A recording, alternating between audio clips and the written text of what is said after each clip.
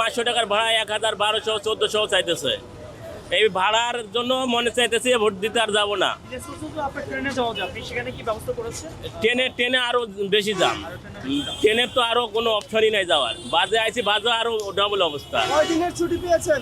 আমি ছুটি পেয়েছি 3 দিনের।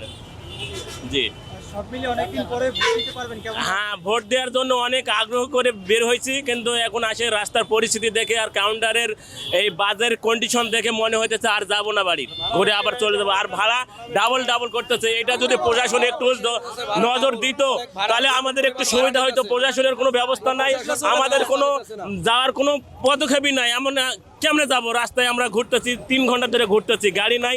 আর দুটো একটা থাকলেও ভাড়া অনেক ডবল বেশি। যাচ্ছি জামালপুরের মেলান্দহে, 4 দিনের ছুটিতে যাচ্ছি। দীর্ঘ 1.5 ঘন্টা লাইনে থাকার পর কোনো সিট পাইনি। কাউন্টার থেকে বলছে যে সিট বিক্রি হয়ে গেছে, আসন নাই।